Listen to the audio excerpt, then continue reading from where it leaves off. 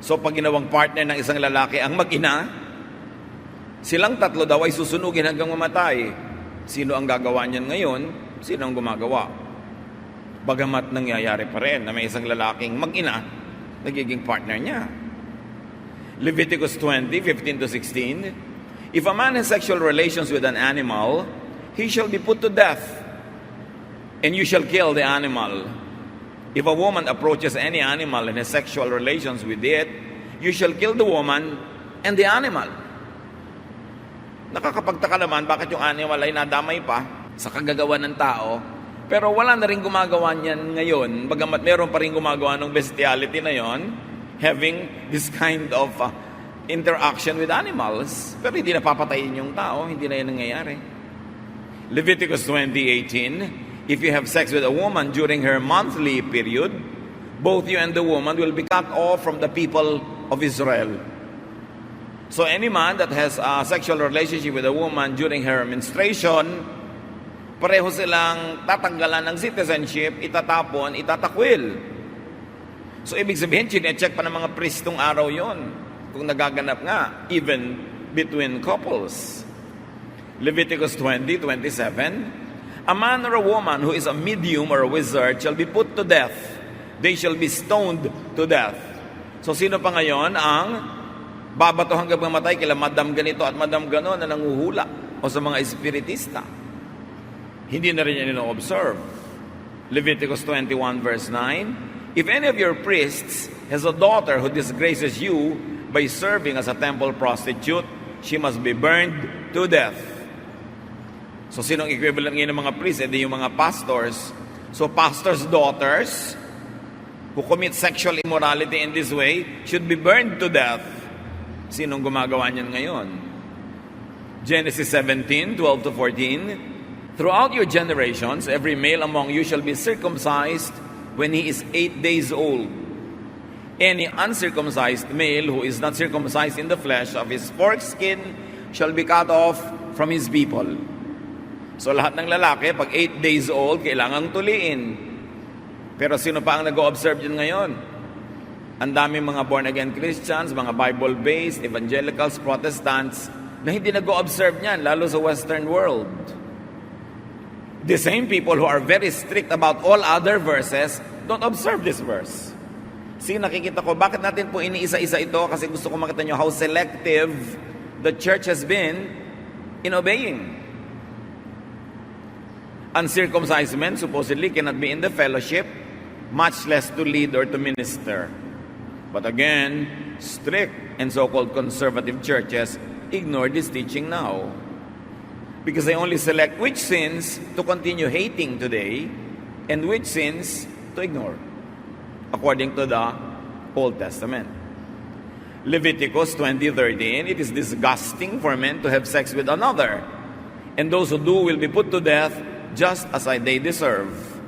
Interestingly, many churches continue to stick to the spirit of this teaching much more than other Old Testament regulations that they now conveniently ignore.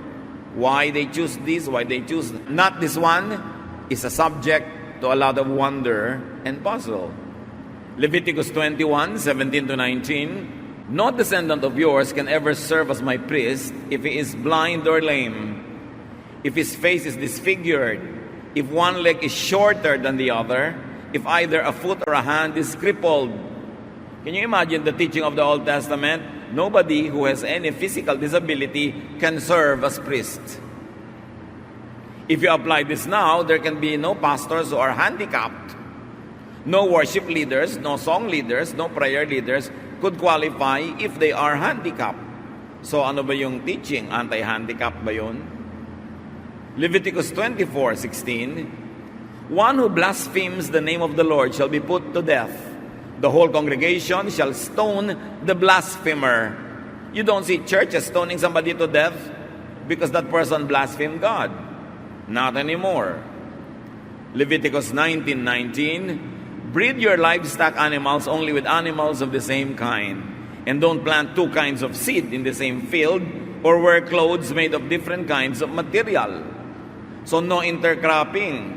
Yung ginagawa ngayon sa Cavite at Batangas, may nyog, may papaya, may pinya, may kape, sama-sama sa isang bukid, hindi pwede yun sa Old Testament. Yung ginagawa ng mga tao ngayon na nagsusuot ng cotton, terry wool, polyester, hindi pwede yon. Kasi hindi pwede sila magsuot ng tela na iba-ibang material ang pinagsama-sama sa isang hobby. Kaya kung minsan makikita mo, 50% cotton, 30% polyester, hindi pwede yon sa Old Testament. So, nakikita natin mga kapatid, ang daming mga bawal noon na parang hindi na bawal ngayon sa observation ng mga churches at sa pag-o-observe nila. Pero meron namang ibang churches, pinili nila yung iba, panatilihing bawal at yung iba, hindi. Ano ang standard? Usually, yung standard ng mga leaders nila. So kung sila ay hindi nagpapatuli, so hindi nila masyadong ini-implement yun. So kung sila ay very conservative about a certain sexual practice, patuloy nilang ikokot yung verse na yun as bawal. Pero yung mga iba na same verses in the same book, ini-ignore na lang nila. Paano yun? Bakit ganon? At bakit natin pinag-aaralan? Kasi dapat nating makita mga kapatid that all the laws that are oppressive, that are unkind, were already revised by Jesus into His law and one commandment of love. Kung nag-worry kayo bigla na ang dami nyo palang hindi nasusunod, ang damit nyo pala ganito, halo-halo yung polyester at saka yung cotton, don't feel bad. The Lord has set us free from the law. Ang nakakapagtaka lang, bakit merong mga theologians at mga churches na sinet free na tayo ng Panginoon sa lahat ng condemnation, ginastify na tayo, minahal, pinatawad, at iniligtas. May mga tao na patuloy pa rin pumipili ng mga mangilan-ngilang verses sa Old Testament at pinipilit pa rin igiit ngayon. Samantalang meron naman silang hindi sinusunod din. Selective lang. At yun ang dapat maunawa ng mga Kristiyano ngayon. Sometimes, sasabihin ng iba, bakit po sa amin ang daming bawal, sa inyo hindi masyado? Depende kasi kung paano binabasa ng inyong mga theologians yung scripture.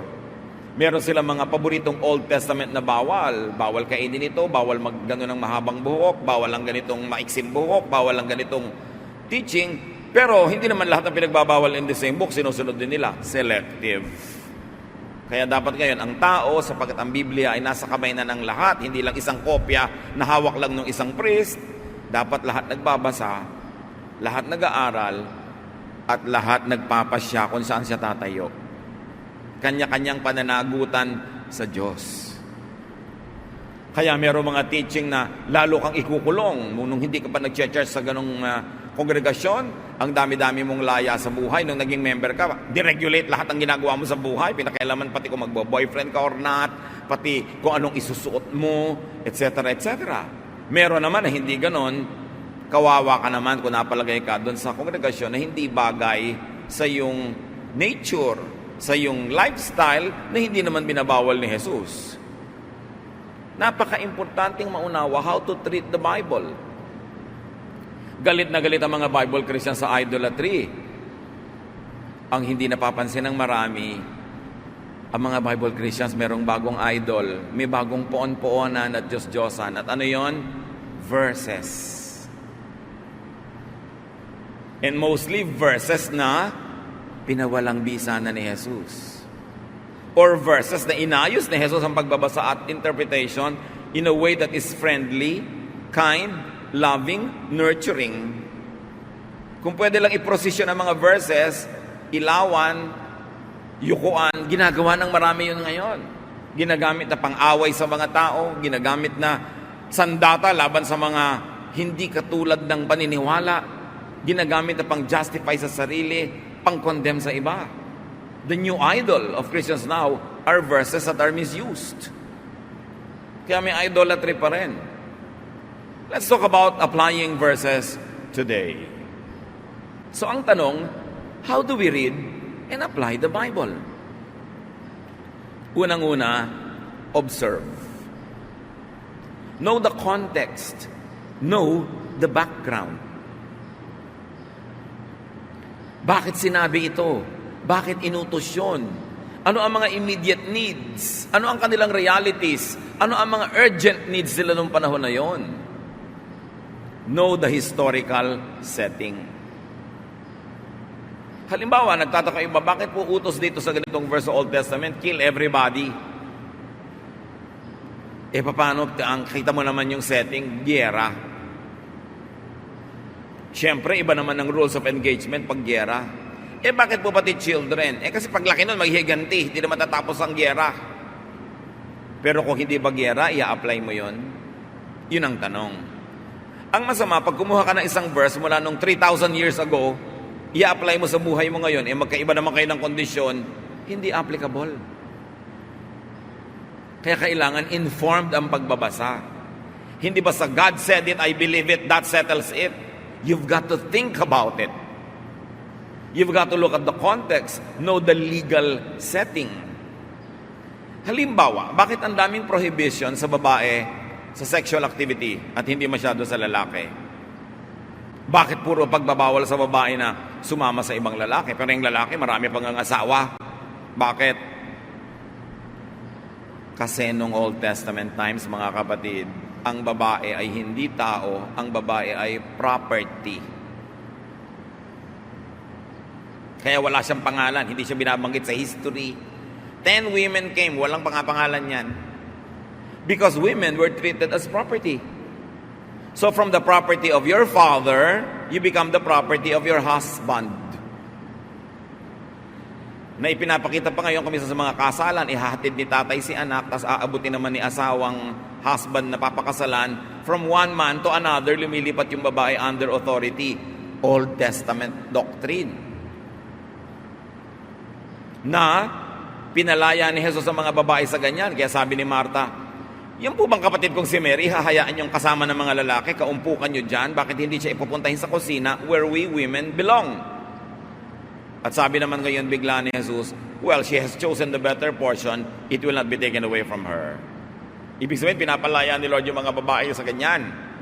Kaya nga mula sa Galilee to Jerusalem, kasama niya sangkaterabang babae. Anong ginawa ng mga babaeng yon? They actually left their domestic concerns to do the ministry. And yet, pagkatapos ni Jesus, ang mga disciples, ang mga writers of the New Testament, renewed the tradition of women being under the authority of men. Kaya ngayon, malilito ka, kanino ba ako susunod? Sa sinasabi ni Jesus that women are free? O sa sinasabi ni disciple na ganito na dapat under the authority of men ang women? Kaya nalilito ang maraming Christians. At kaya natin pinag-uusapan ngayon. Dapat pa bang i-memorize yan that Jesus and His name is the name above all names? That all authority on heaven and earth were given to Him. Therefore, the teachings of Jesus should supersede all teachings of the Old and the New Testaments that are inconsistent with His doctrine of love and freedom. Mabalik tayo sa mga babae na property. Hindi nyo ba napansin yung 10th commandment, Exodus 20:17? You shall not covet your neighbor's house, property. You shall not covet your neighbor's wife, or male or female slave, or ox, or donkey, or anything that belongs to your neighbor. Napansin nyo ba na yung wife, katumpok ng ox, ng donkey, ng mga buriko, ng mga kabayo, baka, katumpok siya ng mga kasangkapan, bahay at lote, kasi nga property sila nun. At kaya galit na galit yung Old Testament sa babaeng may asawang nakikipag-sex sa iba, kasi what is violated is not anything that is moral, but illegal, because she is the property of her husband and therefore must not be used by another man. Legally, yun yung crime. Eto ngayon ang tanong na dapat pag-usapan. Doon yung hindi na itinatrato ang babae na property ng man, paano na yun? You see? That's why it is important to study Scripture. Hindi basta kukuha ka ng verse, sabi ng ganitong verse, ganong chapter, ganito, tapos aalipinin ka ng verse na yun for your life, mali naman pala yung gamit. So this is about men's properties. Kung naiba na yung context na yon, i-apply mo pa yung verse na yon the same way? Yun ang tanong. So if you really would like to apply Bible in your life, you should understand the cultural setting. Bakit ganun sinabi? The values, traditions, and the trends during the time when the verse was written, or more importantly, during the time when the verse was implemented. You know, the verses were written much, much later. Matagal yan, oral tradition lang, and then isinulat. Hindi kasing tanda nung pagsusulat yung tradisyon. Mas matanda pa yung tradisyon, nasulat lang much later. Halimbawa, context.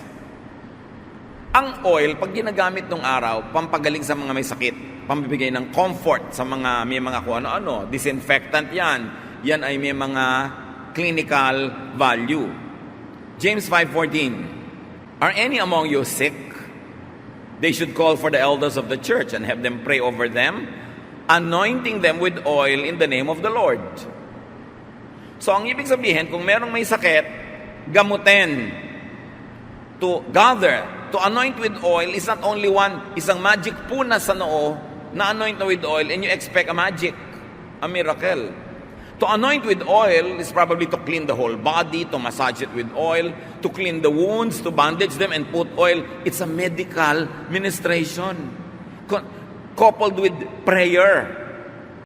Hindi katulad ngayon na halika kayo lahat ng may sakit, papahiran, tatalsikan ng konting langis and you expect healing.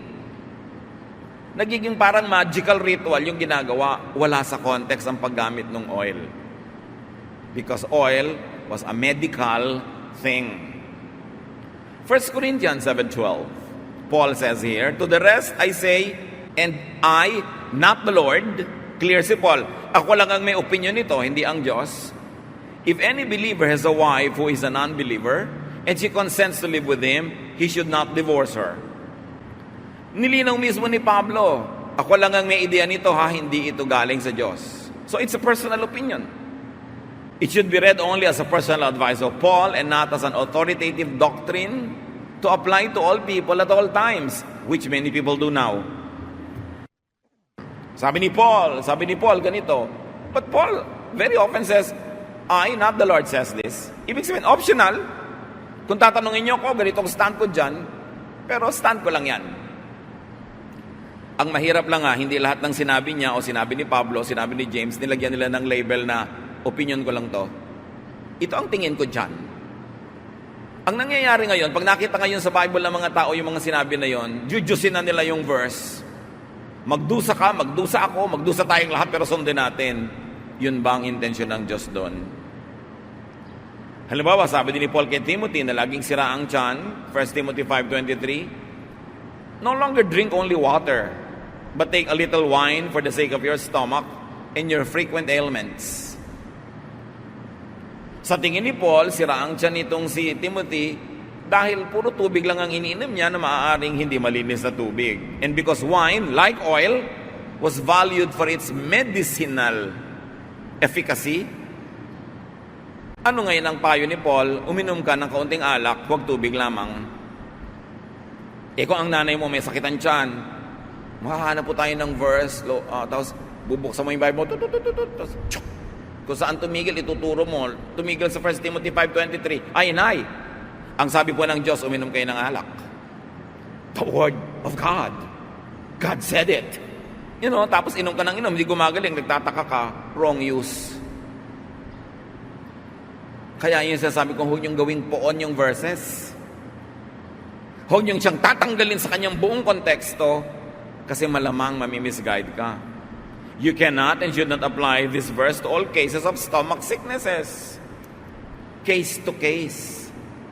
Hindi sasabihin, the word of God said it. Tapos papatayin mo na lahat ang hindi sasangayon sa'yo. Interpret through context. Ano yung kabuuan? Ano yung mga nakapaligid na katotohanan? Ano yung pangangailangan ng panahon? All that were said, done, and taught in the Jewish scriptures had their unique context.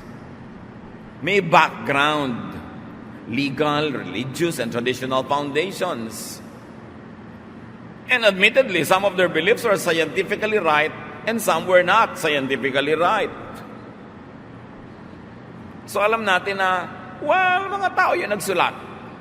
So pagka sinabi na nagsulat, and the sun set, alam naman natin hindi nagseset yung sun, di ba?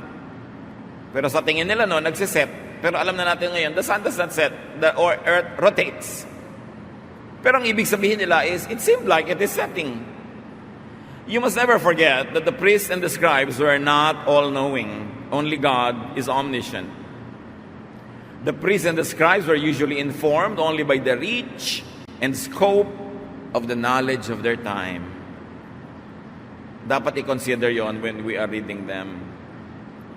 Dapat din nating tingnan kung yung mga reasons why they were doing things. Bakit ang mga Israelites sobrang ethnocentric? Kill everybody, kill the Jebusites, kill the Perizzites, kill the Jebusites. Anong reason? National interest. Most of their history, they were fighting for the piece of land that they are supposed to have. Kaya lang ang problema, may tao nung dumating sila. So they had to fight getting it, and they had to keep fighting keeping it. May mga reason yung mga ganon. Hindi mo pwedeng i-apply ngayon yung mga verses sa kill all your neighbors pag nasa Nueva Ecija ka. Hindi mo pwedeng gamitin yung kahit nasa Mindanao ka. Kill all the others, iba yung religion. Hindi pwede. Kasi hindi naman context mo ngayon yung original context kung kailan ibinigay yung utos. You've got to also look at the desired effects of the verses when they were practiced or written. And mostly, in the Old Testament, it is national security. Foremost yan sa mga priests. Do not forget that the Israelites never had kings until Saul. Ang tagal nun, sino ang namumuno sa Israel? Mga priests. There was no separation of church and state. Therefore, all the regulations of religion also became the regulations of government. Kaya yung ipinagbabawal ng priest noon, pagka siniway mo, patayin siya because the priest also had judicial powers. Ngayon, may separation of church and state. Hindi na pwedeng pumatay ang simbahan ngayon, anumang simbahan, ng mga lumalabag sa kanyang kautusan because the church has no judicial powers over the citizens of any republic or a country. Kaya hindi na nag-e-effect yung mga ganon. And it is very dangerous when religious people have religious police. It is very dangerous when religion has its own army. Kasi mawawala ng tolerance, papatayin ang lahat ng hindi kapaniwala. Tulad ng ginagawa ng Old Testament na pinawalang bisa ni Jesus. Sabi niya, when your enemy forces you to walk 1 mile, walk 2 miles. When your enemy strikes you, offer the other cheek. Hindi na violent ang reaction ng mga people of God to opposing forces, but kindness na and love. But one of the desired effects of the policies of Israel na magkasama yung church and state is racial purity. Gusto nila lagi silang hiwalay sa mga neighbors. Genetic engineering, hindi pwedeng makipag-asawa sa ibang lahi. Pero ngayon, kahit naman mga ubod ng higpit ng mga Bible-based Christians, nag-aasawa na rin ng ibang lahi. Hindi na rin nila ino-observe yon. Kasi in genetic engineering was the obsession of the ancient Israelites. Racial purity. At isa pa sa mga ginagawa nun, siyempre ng temple, is social control. Ang Israel ay nabuhay sa very insecure neighborhood. Kalaban lahat ang katabi. Hindi sila magsusurvive pag hindi sobrang disiplina. Kailangan ng social control. And it was the number one obsession of the priests as well. That's why they regulated everything. Nung araw, hindi ka pwedeng umupo sa inupuan ng isang babaeng nagme-menstruate. Sabi niya, anybody who sits where a menstruating woman sits is unclean for 1 whole day. Pag in-observe nyo yun ngayon, hindi kayo pwedeng umupo sa bus, sa taxi, sa mga reception halls ng mga building, saan man, kasi baka kanina may umupo dong babaeng nireregla. Di unclean ka. Bakit yun hindi na ino-observe? Pero may pinipili pa rin i-observe, nakatabi nun. So selective na lang. Kaya tatanungin mo na lang ang sarili mo, bakit pinanggigigilan ko against this verse? Pero itong verse na to gusto ko. Aminin mo na lang na kasi yun ang personality mo. Huwag mo sasabihin because it is God's will. Either everything or nothing. Hindi selective. Outside of and without their original contexts, verses and teachings may not just be applied to all people, at all times, in all places. Kaya nagtataka yung iba, bakit po sa church namin hindi allowed magsalita ang mga babae Bakit po sa church namin hindi allowed maging leader ang babae o hindi allowed mag-preach? Kasi may verse silang pinanghahawakan. Sino may sabi ng verse? Dapat mong itanong sa sarili mo. At pagkatapos dapat mong itanong, ano ang sabi ni Jesus tungkol sa ideya na yan, tungkol sa ideya ng mga babae? Bakit ang dami niyang symbolic acts affirming women? So study your context. Know that what cannot and should not be imposed on you in your time and place. Merong hindi na angkop talaga na iba na ang panahon. Kaya kung sasabihin, this is the unchanging Word of God. Because even during the history of Israel and in the history of the Bible, the applications of some Old Testament teachings were not even observed during the time of Jesus. Kasi ang mga tao nag-a-adjust. Ngayon, pag ginawa mong poon yung verse na ang tagal nang ginawa, kasi hindi na angkop sa'yo ngayon, ano mangyayari? Ma-oppress ka. Kaya kailangan ng masusing pag-aaral. Siyempre, hindi ka naman agad-agad bigla na lang magde-declare ng freedom from any and all verses. Kailangan merong scholarly base ang iyong desisyon. But very importantly, examine the soundness of reading, the interpretation, and the application. Self-serving ba? Selfish ba? Cruel ba? Unkind ba? Anti-Jesus ba? Dapat mo itanong yun. Hosea 4:6, my people are destroyed for lack of knowledge. Kawawa yung mga tao na sasali sa isang relihiyon, tas ikakadena, itatali, ikukulong ng takot na verses na mali ang basa o hindi na appropriate sa konteksto. Imbes lumaya, nakulong. Imbes sumaya, na-repress, na-suppress. Imbes ma-develop, umatras. Kawawa. Hindi ganun ang kalooban ng Panginoon. Sa John 21:23 is an example of a mistake. So the rumor spread in the community that this disciple would not die. Yet, Jesus did not say to him that he would not die. Sino ang nag-akala na sinabi ni Jesus yan? Yung mga disciples niya. Pero hindi naman niya sinabi. Sila yon, magkakasama pa, tabi-tabi pa. Kakamali ng reading kay Jesus. Ngayon pa, 2,000 years away yung document, pwedeng lumihis. Kaya yung mga sinasabing, God said, Scriptures say. Dapat yan pag-ingatan. Kung minsan magbabasa sa Psalm, sabi ni David, kill all my enemies, O God. Destroy all of them, blah, blah, blah. Binabasa niya ng presider. Tapos pagsara niya ng libro, sabi niya, these are the words of the Lord. Question, Lord ba si David? Dapat mong piliin sa Bible yung words of the Lord. Hindi lahat ng nasa Bible ay words of God. Kasi sa Bible nga may words of Satan, di ba? Sabi ni Satan kay Eve, you will not die. Pagka kinot mo yan, pagsara mo, these are the words of God. Hindi wrong na. May word dyan na mali. May maling sinabi si Sarah. May maling sinabi si Peter. May maling sinabi si ganon. So hindi mo dapat itrato bawat salita doon as word of God. Sa New Testament nga, yung mga ibang versions ng Bible, read pa yung word ni Jesus para huwag mo mapagkamalan yung hindi niya word na kanya. So, hindi ko man nandyan word of God. Okay? It contains very powerful words of God, but you must be selective because there are many people that had voices in the pages of the Bible. They spoke correctly or incorrectly. Kailangan maingat ang pagbabasa. 2 Peter 3:16, Paul wrote to you according to the wisdom given him. There are some things in them hard to understand, which the ignorant and unstable twist to their own destruction as they do the other scriptures. Anong sabi ni Pedro? Alam nyo, sumulat sa inyo si Paul ayon sa karunungang ibinigay sa kanya ng Diyos. Kaya lang, hindi naman ibinigay sa lahat yung ganong karunungan. Yun ang parenthetic expression.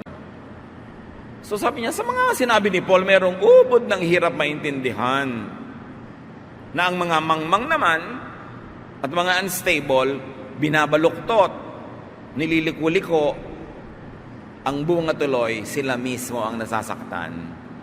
At Hindi lang kay Paul nila ginagawa yan, ginagawa din nila sa ibang scriptures.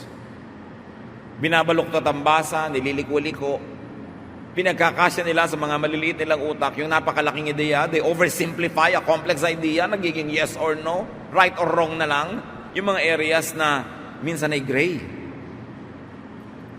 So dapat ang tao talaga mapanuri, lalo at kung ipapamuhay mo yung binabasa mo. Interpret through the lens and filter of Jesus. And the lens and filter of Jesus is nothing but love. Ang tanong na maganda ng marami, ano po ang gagawin ko sa mga teachings sa Old Testament bago si Jesus isinilang? At mga nasulat sa New Testament matapos siya ay bumalik sa langit. Anong gagawin ko? Sinabi na nga natin, salain at i-interpret ayon sa salaan pananaw ni Jesus, which is love. Matthew 22:36-39, Teacher, which commandment in the law is the greatest? Magandang tanong kasi ang daming commandments eh. So sabi, which is the greatest? Kung konti lang ang masusunod ko at kakayanin, alin po ang uunahin ko? He said to them, love the Lord your God with all your heart and with all your soul and with all your mind. This is the greatest and first commandment. And the second is like it. You shall love your neighbor as yourself. In one stroke, anong ginawa ni Jesus? Sabi niya, sige, ang dami kasing commandments no? I understand, marami. Heto ang salaan ko. Love. Diyan nyo padaanin ang lahat ng alam nyo. Pag hindi lumampas, pag hindi loving, pag hindi kind, kalimutan nyo na. Kasi ang greatest commandment, the reason why all the commandments were given is love. Kung sa pagsunod, sa pag-implement, sa pagigit mo ng commandments, pagiging unloving ka, un-Jesus na yon. Hindi ito napapansin ng napakaraming Kristiyano na nagbigay si Jesus ng pamantayan kung ano ang pinakamahalaga at sa kanya love yon. Hindi legalism, hindi judgmentalism, hindi separatism, hindi self-righteousness, not even doctrine. Sabi niya, love. Paano ka at gaano kalalaya, kapatid, pag ito ay naunawa mo? At paano mo hahayaang lumaya ang iba pag naunawa mo ito? So you ask, may hawak kang verse, utos. Ang tanong mo agad, is it not loving? Pag not loving, di wag na lang. Sayang naman yung pagbibigay ni Lord ng utos. Sayang yung pagbibigay niya ng definition, what is the greatest. Sayang yung kamatayan niya para yon ay bigyan ng kapangyarihan, tapos babalik ka lang naman pala sa mga unloving ways. Bakit pa sinilang si Jesus? Bakit pa siya namatay? At bakit ka tatawaging Kristiyano kung hindi naman si Kristo ang gagawin mong standard? At iba. 1 John 4:7-8, Beloved, let us love one another, because love is from God. Everyone who loves is born of God and knows God. Whoever does not love does not know God, for God is love. Hindi sinabing whoever is not baptized by immersion or by sprinkling or by pouring is not of God. Hindi yon. Hindi sinabing whoever does not read this version, this official version of the Bible is not of God. Hindi yon. Hindi sinabing whoever has long hair or short dress or whatever is not of God. No. Hindi sinabing sino man ang kumakain ng ganito, dinugo ang may puto o wala, is not of God. Hindi yon. Ang sabi, whoever does not love is not of God. But if you love, you are of God, no matter what your religious color is. Kaya lang natin to mauunawa at ipapamuhay. 1 Corinthians 13:1-2. Paul, the greatest teacher of the New Testament. If I speak in the tongues of mortals and of angels, but do not have love, I am a noisy gong or a clanging cymbal. And if I have prophetic powers and understand all mysteries and all knowledge, and if I have all faith as to remove all mountains, but do not have love, I am nothing. Sabi ni Paul, kahit gaano kaganda turo ko, kahusay na aking rhetoric, ang dami-dami kong sign gifts, pag hindi ako loving, huwag niyo akong pansinin. I am nothing. Philippians 2, 9-11. Then God gave Christ the highest place and honored His name above all others. So at the name of Jesus, everyone will bow down.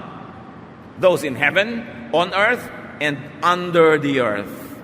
And to the glory of God the Father, everyone will openly agree, Jesus Christ is Lord. Who is Lord, church? Ang hina naman, siya, walang iba. Ano ang commandment niya? Love. Huwag niyo kakalimutan yan. Bakit hindi niyo dapat kalimutan? Kasi maraming lilito sa inyo. Huwag ka kay Jesus Christ makinig. Makinig ka kay ganitong prophet. Makinig ka kay ganitong disciple. Oh, sabi ng verse. Huwag ka sa love makinig. Makinig ka sa discipline. Makinig ka sa doctrine. Makinig ka sa distinctives. Kanino dapat makinig? Jesus Christ. Because His name is above every name. And His only one commandment is love. Mahirap ba yung maintindihan? Leave unloving traditions to history, to the museum, as Jesus very clearly and powerfully did. Huwag magpaalipin sa mga kaugaliang unloving. Huwag mang alipin ng mga kapatiran with unloving ways. Relax. Enjoy the journey with the Lord. He did all the work. We are here standing by the grace of the Father through Jesus Christ, His Son. So bago ka mag-implement ng anumang verse, you ask, is it loving? Oo nga, may verse, but is it loving? Sabi ng verse, batuhin ito hanggang mamatay, but is it loving? Nakita niyo yung babaeng nahuli sa akto ng pangangalo niya? Gusto ng mga tao batuhin hanggang mamatay? Ipinabato ba ni Jesus? No! Dahil ang pinapairal na niya is the law of love. Charge that sin to me. I pay for it. It is paid for. Nobody should stone this woman to death. Love above the law. So bago kayo mag-meeting para litisin ng isang tao na sa tingin nyo makasalanan, you say, is it loving to do that? Is it loving to embarrass people? Is it loving to stone even sinners? Kaya ang sabi ni Lord, sige, ang walang kasalanan, maunang bumato. Wala namang naglakas loob kasi lahat naman makasalanan. So kung lahat may kasalanan, bakit ang lakas ng loob mong usigin yung kasalanan ng iba? Pwedeng iba lang ang hugis, korte ng kasalanan niya sa kasalanan mo, pero meron ka rin. Sa kahuhugot ng kapal para mangusig ng iba. Yun ang mensahe ni Jesus. Meron kang gustong gawin sa kapwa mo Kristiyano nagkakamali, but would you want it for people you love? Pulpituhin natin si ganitong sister kasi makasalanan. Kung naging anak mo yon, gusto ba mangyari sa kanya yon? Would you want it for yourself? Leviticus 19:18, love your neighbor as yourself. So ang tanong, bakit ito po Leviticus? Bakit pwede pa natin gamitin ngayon? Kasi sang-ayon siya kay Jesus. Pasado siya sa salaan ni Jesus kasi loving. If the verse teaches love, ask further, is it beneficial? Loving nga, pero nung araw, pero ngayon ba, beneficial pa yan? Is it liberating? Nakakakulong ba o nakakalaya? Nakakapahinga ba o nakakasakal? Galatians 5:1, it is for freedom that Christ has set us free. Stand firm then, and do not let yourselves be burdened again by a yoke of slavery. Namatay si Jesus para tayo palayain. Sabi, manindigan kayo kung ganon. At huwag niyong payagan na muli kayong maging alipin. Alipin ng ano? Ng religious dogma that makes your life hard. That condemns you. That makes you look and feel guilty all the time. So pinalaya na kayo ni Jesus, huwag na kayong pumayag na kinalagay niya na kayo ni Jesus, patatali na naman kayo sa mga Pharisees. Patatali na naman kayo sa mga judgmental people. Ilalagay niyo na naman yung sarili niyo sa judgment seat to be judged by others. Huwag na kayong pumayag, sabing ganon. Huwag niyong sayangin ang sakripisyo ni Jesus para kayo palayain. Hindi palayain na gumawa ng mali, Palayain sa mga nanguusig. Palayain sa mga judgmental people. Palayain sa walang katapusang guilt. Because Christ paid for our sins na committed, being committed, and will be committed. Because Jesus is Lord yesterday, today, and tomorrow. Kung mababasa nyo lang, lahat ng tanong halos sa mga tao sa akin sa Facebook, kawawa ang mga tao kasi oppressed na oppressed. Pwede po ba akong kumain ito? Pwede ko bang sabihin ito? Pwede ba akong ganito? Pwede ba akong ganon? Puro bawal kasi ang nakasaksak sa utak.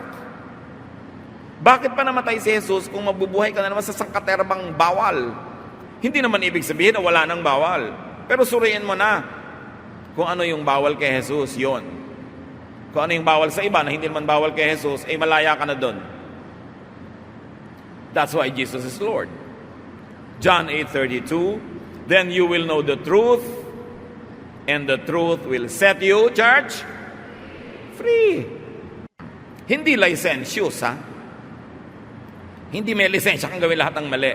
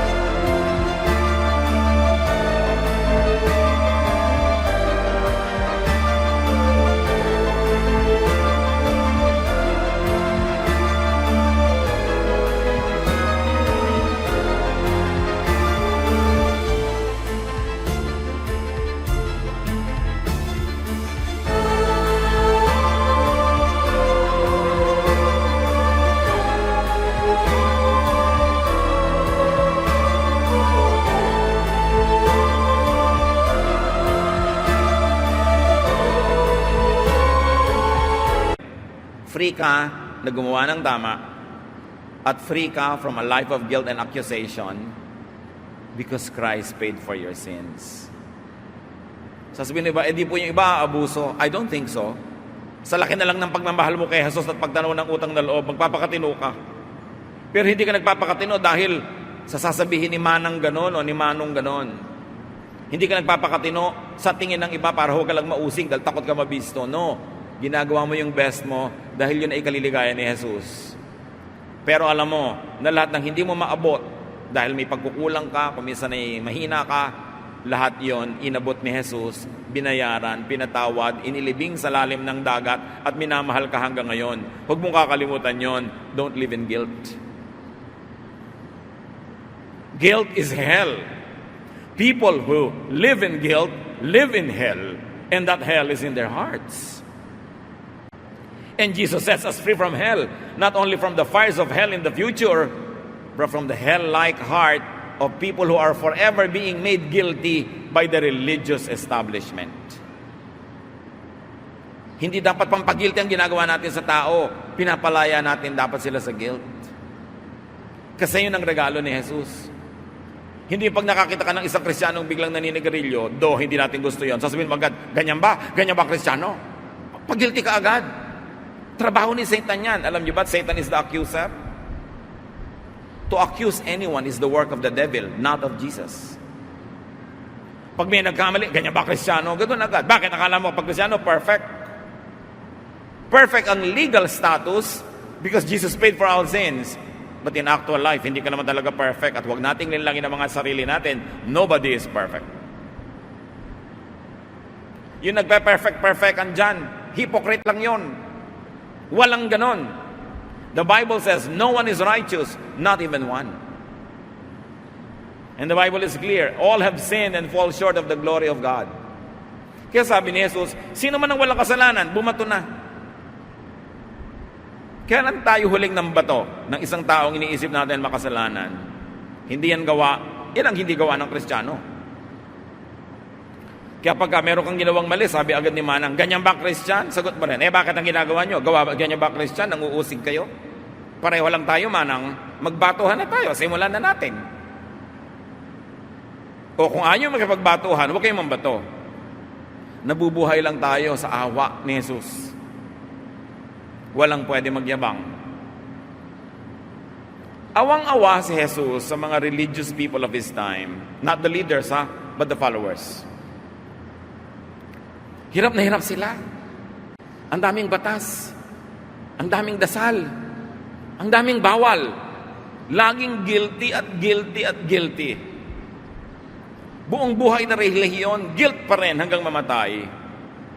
Kaya sabi niya sa Matthew 11:28-30, sa mga taong pagod na sa guilt, sa pahirap ng religion, if you are tired from carrying heavy burdens, come to me and I'll give you rest. Take the yoke I give you, meaning not the yoke that the Pharisees give you. Put it on your shoulders and learn from me. Not from them, from me. I am gentle and humble, not like them who are proud and harsh and cruel, and you will find rest. This yoke is easy to bear, and the burden is light. Kaya pag kami nagtatanong, paano po magiging tama ang interpretation ng verse? Itatanong mo, is it easy and light? Because Jesus wants it easy and light. Kaya may biglang, gagawin natin very practical. Pastor, hirap na hirap po kami sa buhay. Wala po akong trabaho, lubog kami sa utang. May nag-alok po sa akin ng trabaho, pero may trabaho po pag linggo. Ayaw po ng pastor ng trabaho pag linggo dahil daw Lord's Day yon. Ano pong gagawin ko? Ano yung light na reading? Di tanggapin mo yung trabaho, anak. Umattend ka na lang sa Wednesday service.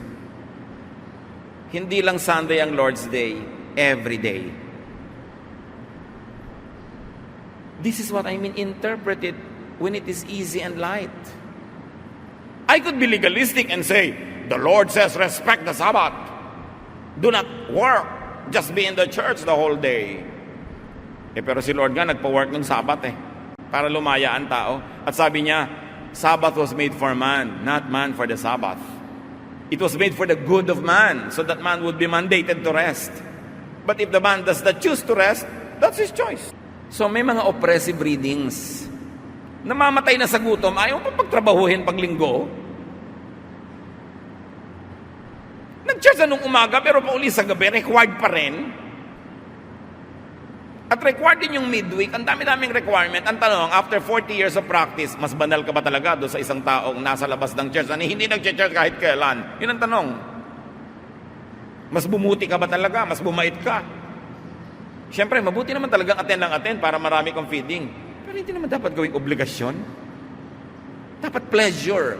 It's your pleasure to worship the Lord with the brothers and the sisters. Hindi dahil chinecheck yung attendance. Malalagay sa bulletin board ang pangalan mo pag absent ka. Pressure na yon. Hindi na yon easy and light. So you ask, is it restful? Yung reading ko ba, restful? If not, freeze the verse. If yes, apply it. Kasi dumaan sa salaan ni Jesus at pasado. How do you read the Bible? Apply it after you've understood it. But remember, Jesus is the standard. Jesus is the new covenant and agreement. Jesus is the measure of all things. Colossians 2:9, for in Christ all the fullness of the deity lives in bodily form. Lahat ng pwedeng malaman tungkol sa Diyos Ama, nalaman sa pamamagitan ni Jesus sa Kanya lang. Colossians 1:15, He is the image of the invisible God, the firstborn over all creation. Yung Diyos na hindi nakikita, nakita kay Jesus. Siya ang tingnan.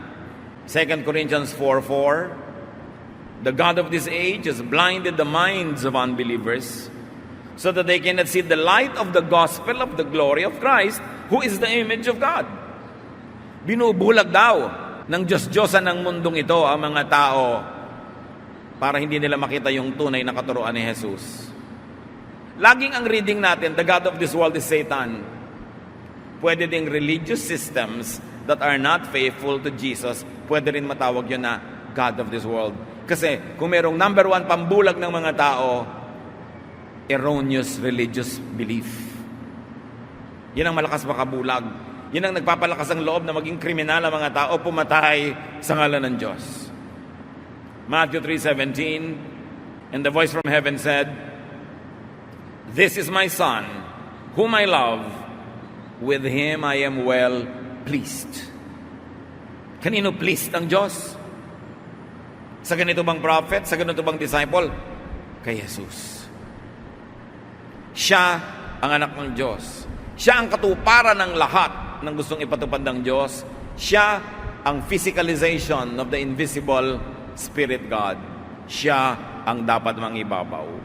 John 1:29, the next day, John the baptizer saw Jesus coming toward him and said, "Look, the Lamb of God who takes away the sin of the world." Paano inalis ni Jesus ang kasalanan ng mundo? Number 1, binayaran niya lahat.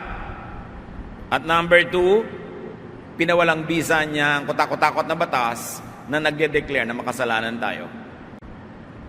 By taking away the law that condemns, Jesus took away our sin.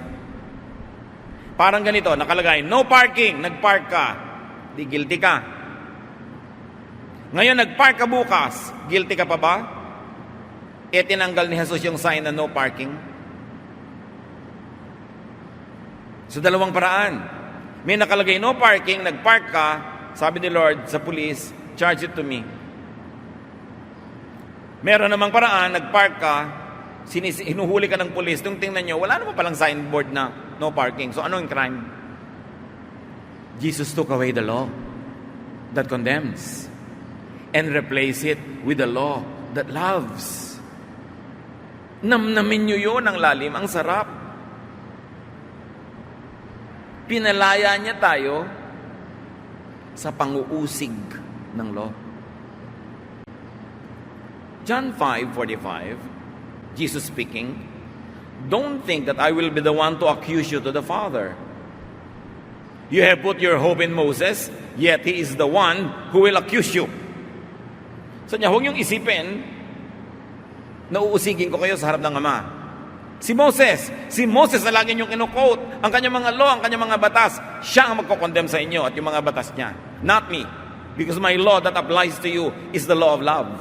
How can you be guilty when the law is love? Your only guilt will be if you are unloving. Pero yung tagtad ng mga listahan ng mga utos ni Moses at mga kautosan ng relihiyon, magigilty ka talaga pag yun ang dinala mo sa Panginoon. Pag sabi ng Diyos, paano kita tatanggapin dito sa langit? Eto, dala mo lahat ng listahan ng law. Eto po lahat ng law na sinikap kong sundin. Nasunod mo bang lahat? Marami pang nasunod pero hindi lahat. Pues, everything or nothing, you are condemned. Yun ang dala-dala mo kasi, law of Moses. Ang pangangatwiran mo sa Diyos, ang iyong kabaitan, ang iyong kabutihan, ang iyong righteousness, ang iyong doktrina na kulang-kulang din naman. Kung lalapit ka sa Diyos, sabihin ni Lord, anong ticket mo para ka pumasok dito sa langit? Dala-dala mo yung ticket ni Lord. Ito po, love. Jesus loves me. If Jesus loves you, then I love you back. Pero may isa lang kondisyon. Did you also love others? Kasi di ba, love God and love others as yourself? Love ko po ang Diyos, religyoso po ako, pero hindi po ako loving sa iba. Chismosa nga po ako Di ba? Judgmental nga po ako, nang uusig ako lagi ako naghahanap ng mali ng iba. Love ko po kayo, Lord, pero yung iba, hindi po masyado. Hindi pwede. Because the ticket is love. Sabi ni Jesus, love God, and then love others as you love yourself. So ang ticket, anong ticket nyo pagharap nyo sa Diyos? Mga commandments, mga doktrina, mga do's and don'ts, o the love of Jesus? Isa na lang ang dapat yung gawin kasi ginawa na ni Lord yung kalahati. He already loved you. You just have to love others. Yun ang New Covenant. Yun ang tunay na New Testament. Yun ang bagong kasunduan ng Diyos at tao. Hindi nakabatay sa batas ni Moses, kundi sa batas ni Jesus, love. Jesus gave a new command. Jesus gave just one command. And that's none other than love. John 13:34, but I am giving you a new command.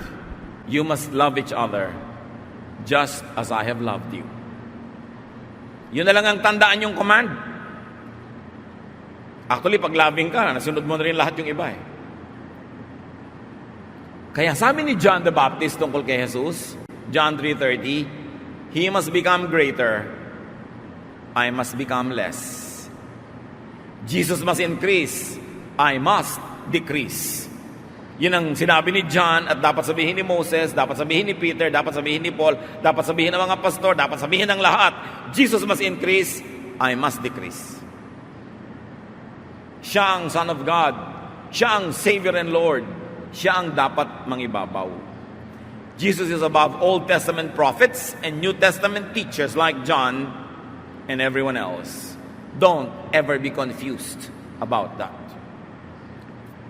Pero sasabihin ng iba, paano po yung sabi ng 2 Timothy 3:16? All scripture is God-breathed and useful for teaching, rebuking, correcting, and training in righteousness. Scripture, all scripture, pag sinabing all scripture, ang tinutukoy, Old Testament. Not the New.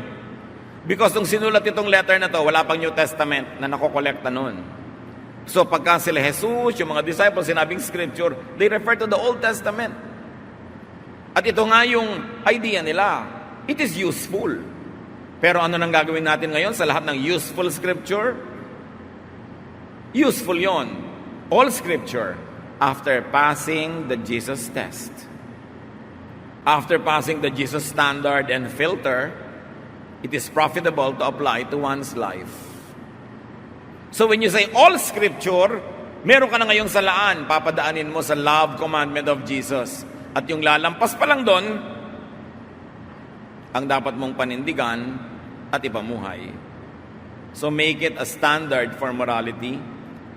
Follow and implement if Scripture passes through the test of the Son of God. Siya ang tunay na Son of God.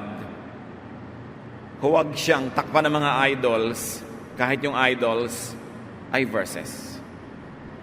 1 Corinthians 1:23, but we preach Christ, a stumbling block to Jews and foolishness to Gentiles.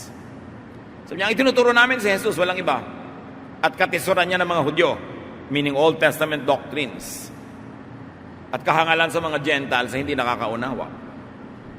So how to read and apply the Bible? When there are breaches and lapses in obedience to verses, reapply the Jesus principles. Sundin natin lahat ang mga papasa sa doctrine, commandment ni Jesus. Pero kung magkulang, magkamali, madapa, kapusin, balikan yung love ni Jesus at i-apply yun.